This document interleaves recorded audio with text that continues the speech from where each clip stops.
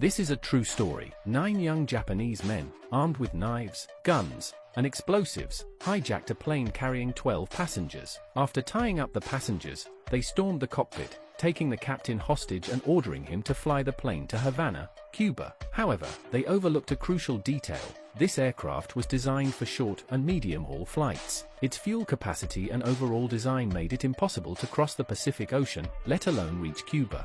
After some discussion, the hijackers decided to change their destination to Pyongyang, North Korea.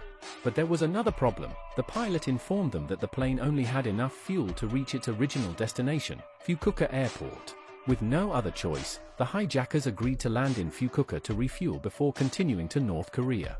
By 9 a.m., the plane landed at Fukuoka Airport, where a large crowd of onlookers and media had already gathered. The police quickly surrounded the aircraft, leading to a tense standoff. After intense negotiations, authorities convinced the hijackers to release 23 hostages in exchange for refueling and providing the pilots with a map of the Korean peninsula. Once everything was ready, the plane took off again, heading for Pyongyang. As the plane approached the 38th parallel, the captain received a radio message. "This is Pyongyang. Please identify yourself immediately." At the same time, a fighter jet appeared on the right side of the plane, signaling a warning. The captain quickly adjusted the radio frequency and responded, "This is Japan Airlines Flight 351. Insert sudden and unrelated advertisement about buying second-hand phones here." Shortly after, the hijacked plane and the fighter jet landed at an airport. As the hijackers prepared to disembark, they were met with an unexpected scene. Soldiers greeted them warmly, and cheerleaders held banners saying, "Welcome to Pyongyang." However, something felt off.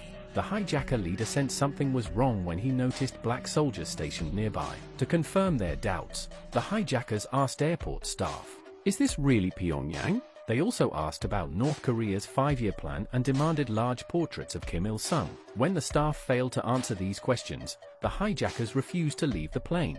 After several hours of negotiations, the authorities finally admitted the truth. This was not Pyongyang. They had actually landed at Gimpo Airport in South Korea. The entire radio transmission, fighter jet escort, and welcoming ceremony had been an elaborate ruse by South Korea to deceive the hijackers. But the plan ultimately failed. For the next 3 days, a tense standoff continued. On April 3, 1970, after prolonged negotiations, Japanese government official Shinjiro Yamamura offered to take the place of the hostages. The hijackers agreed, releasing the remaining passengers and 4 flight attendants.